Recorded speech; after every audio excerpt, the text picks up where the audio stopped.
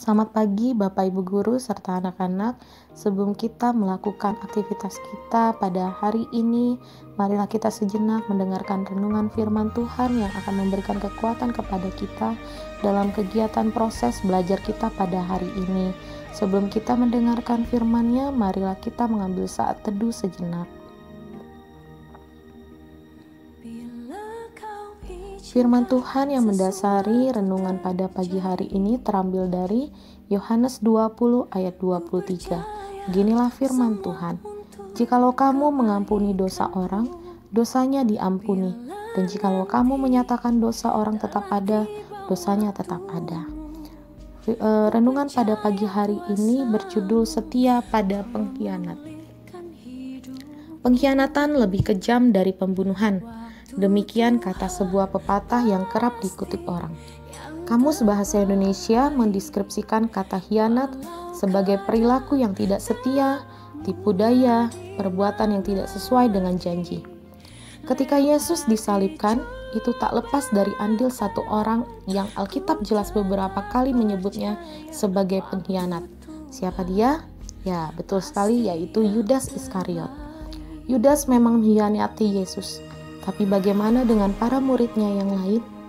Dalam keempat Injil, hanya 2 nama yang masih disebut saat Yesus disiksa dan diadili, yaitu Petrus dan Yohanes. Kemana yang lain? Mereka melarikan diri dan sembunyi. Petrus pun, sebagaimana kita tahu, akhirnya 3 kali mengaku tak kenal Yesus dan minta agar jangan dikait-kaitkan dengan dia. Khianat, perilaku tidak setia, berbuat tidak sesuai janji, bukankah itu dilakukan para murid yang lain? Mereka tidak setia mengiring dan mendukung Yesus saat ia ditangkap. Petrus mengingkari janjinya untuk rela mati demi gurunya. Bapak Ibu Guru serta anak-anakku sekalian, ketika Yesus selalu bangkit dari kematian, apa yang kemudian ia lakukan kepada para murid yang tak setia itu? Ia bahkan memberikan damai sejahtera kepada mereka. Ia juga mengembusi mereka dengan Roh Kudus. Dan sebelum terangkat pun, ia menyatakan bahwa ia akan menyertai para murid yang tak pernah setia itu hingga akhir zaman.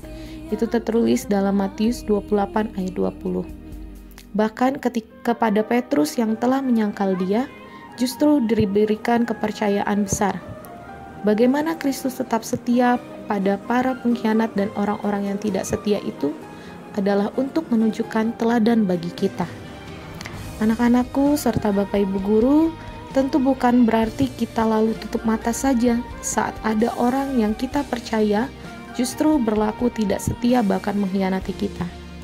Bukan berarti kita lantas bersikap seolah tidak ada apa-apa. Namun mintalah kekuatan dari Dia, yaitu Allah yang setia. Mintalah damai sejahtera dalam hati kita, sehingga kita menanggung masa-masa berat setelah dikhianati itu.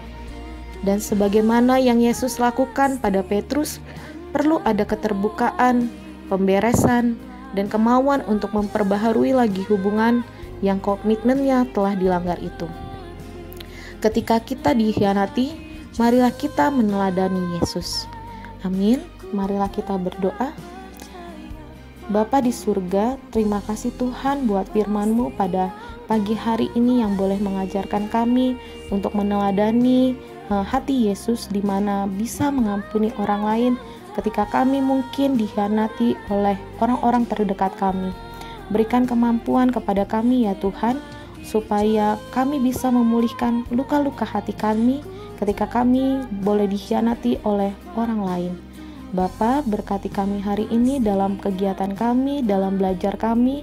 Biarlah kami diberikan kemampuan, biarlah kami diberikan kesehatan, supaya kami dapat mengikuti pembelajaran pada hari ini. Berkati juga Tuhan, Bapak Ibu Guru, serta orang tua kami, bahkan dalam pandemi ini ya Bapa, supaya kami terus diberikan kesehatan hanya daripada Tuhan. Terima kasih Tuhan. Inilah menjadi doa kami ya Bapa, hanya di dalam nama Tuhan Yesus Kristus kami berdoa. Amin. Baik anak-anak, tetap semangat, tetap menjaga kesehatan, selamat belajar. Tuhan Yesus memberkati.